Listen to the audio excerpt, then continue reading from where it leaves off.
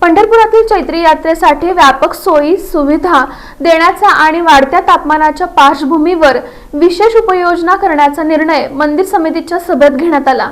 चैत्र शुद्ध एकादशी अर्थात कामदा एकादशी निमित्त पंढरपुरात दरवर्षी भरत असलेली चैत्री यात्रा यावर्षी रविवारी 29 मार्च रोजी आयोजित करण्यात आली असून यात्रेचा कालावधी 23 मार्च ते 2 एप्रिल असा राहणार आहे। यात्रेला येणाऱ्या भाविकांसाठी व्यापक सोयी सुविधा उपलब्ध करून देण्यात येणार असून वाढत्या तापमानाच्या पार्श्वभूमीवर भाविकांच्या आरोग्याच्या दृष्टीने विशेष उपाययोजना करण्यात येणार असल्याची माहिती मंदिर समितीचे सहअध्यक्ष गहिनीनाथ महाराज औसेकर यांनी दिली।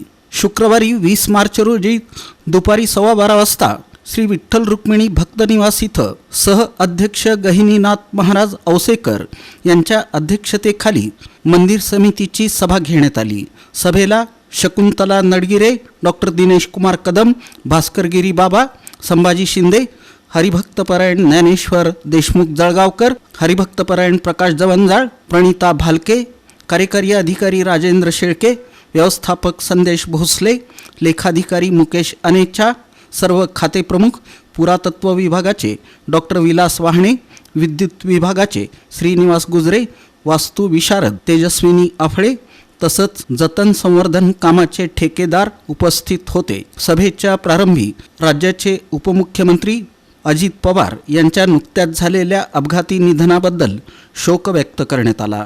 त्यांच्या आत्म्यास चिरशांती लाभो ही श्री विठ्ठल रुक्मिणी मातेच्या चरणी प्रार्थना व्यक्त करत मंदिर समितीच्या वतीनं भावपूर्ण श्रद्धांजली अर्पण करण्यात आली।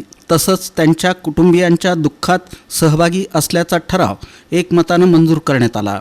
सभेमध्ये चैत्री यात्रेच्या नियोजनाचा सविस्तर आढावा घेण्यात आला।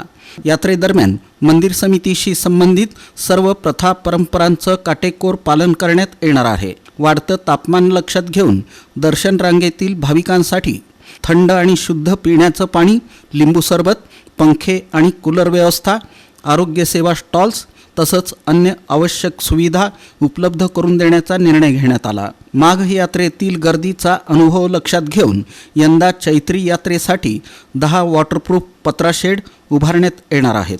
भाविकांच्या हस्ते होणाऱ्या पूजा आणि टोकन दर्शन सुविधा यात्रेदरम्यान बंद ठेवण्यात येणार असून VIP दर्शनावर निर्बंध लागू करण्यात येणार आहेत।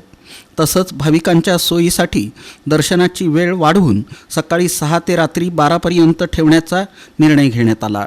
यावेळी श्री विठ्ठल रुक्मिणी मंदिर आणि परिवार देवता मंदिरांच्या जतन संवर्धन आणि जीर्णोद्धार कामांचा आढावा घेण्यात आला। मंदिर संवर्धन आणि श्रींच्या मूर्ती संवर्धनाबाबत सल्लागार परिषदेचे अध्यक्ष तथा जिल्हाधिकारी यांच्या अध्यक्षतेखाली विशेष बैठक आयोजित करण्याचं निश्चित करण्यात आलं। 17 मे ते 15 जून या कालावधीत येणाऱ्या अधिक मासातील संभाव्य गर्दी लक्षात घेऊन भाविकांसाठी अतिरिक्त सुविधा उपलब्ध करून देण्याबाबत चर्चा करण्यात आली। तसंच जून 2025 ते डिसेंबर 2025 या कालावधीतील जमा खर्चाला मंजुरी देण्यात आली।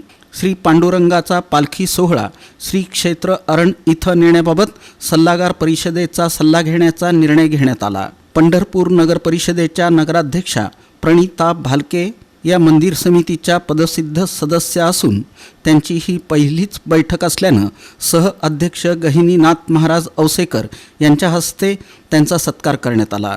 तसंच मंदिर समितीचे सदस्य हरिभक्तपरायण शिवाजीराव मोरे यांना राजा शिवछत्रपती समाजभूषण पुरस्कार प्राप्त झाल्याबद्दल अभिनंदनाचा ठराव सभेत पारित करण्यात आल्याची माहिती कार्यकारी अधिकारी राजेंद्र शेळके यांनी दिली।